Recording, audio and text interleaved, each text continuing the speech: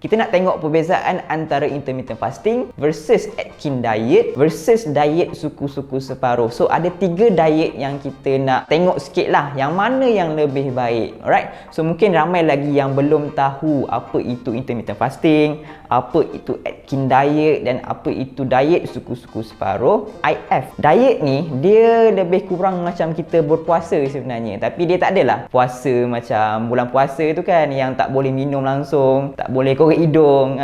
Okay, so IF ni dia puasa, tapi puasa dia lebih kepada tak makan je lah. Dia boleh minum. Ada yang puasa 12 jam, ada yang puasa 16 jam, 18 jam, dan yang paling ekstrim ada yang puasa 20 jam. So bayangkan kalau puasa 20 jam, dia hanya makan 4 jam sahaja sehari. So Atkins diet, Atkins diet ni apa pula? Atkins diet ni diet yang diorang tak makan karbohidrat. Diorang zero carbs, high protein, high fat. Contohnya kalau dalam lauk-lauk kita makan kan, dia tak makan nasi, tapi dia makan ayam, dia makan daging, dia makan ikan, dia makan sayur, apa-apa sajalah asalkan bukan nasi ataupun sumber-sumber karbohidrat. So yang ketiga, diet suku-suku separuh ni simple lah. Kalau korang semua pergi KK ke, korang semua pergi mana-mana klinik kesihatan apa semua, memang kita boleh nampak pinggan yang suku-suku separuh tu. Itulah konsep suku-suku separuh.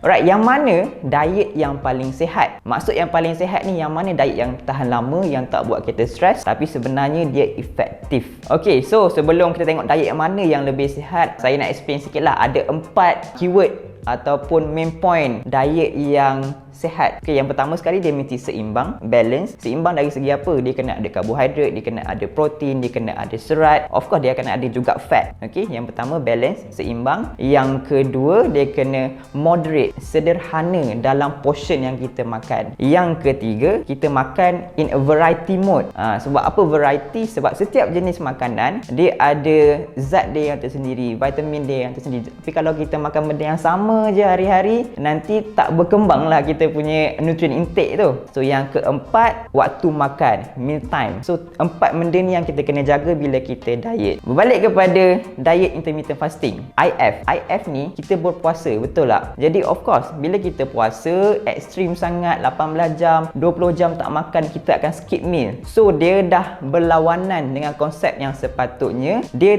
tak kawal ataupun waktu makan dia tak berapa nak cantik sangat kalau kita buat intermittent fasting. So kena faham lah, in a simple word, bila kita tak jaga waktu makan, metabolism badan kita terganggu. Bila metabolism badan terganggu, susah untuk turun berat badan. Tapi kalau turun berat badan, senang untuk naik balik nanti. Alright, so Atkins pula Atkins pula macam mana? Atkins tadi saya cakap dia adalah zero carb, high protein, high fat. Awal-awal saya cakap tadi kalau nak diet dia kena seimbang, betul tak? So Atkins diet ni tak seimbang sebab apa? Sebab dia tak ambil karbohidrat. Okay, karbohidrat ni penting tau. Sebab apa? Sebab dia antara main fuel untuk kita punya badan, dan dia satu-satunya sumber tenaga untuk kita punya otak. Okay, so jelaslah IF dah langgar waktu makan. Atkins diet tak seimbang sebab tak ada karbohidrat. Yang paling simple, yang paling efektif, diet suku-suku separuh. Sebab apa? Sebab seimbang, sebab portionnya yang tepat, suku-suku separuh. Dan yang ketiga, kita boleh enjoy makan in a variety mode. So makan apa-apa saja asalkan seimbang, jaga portion dan jaga waktu makan.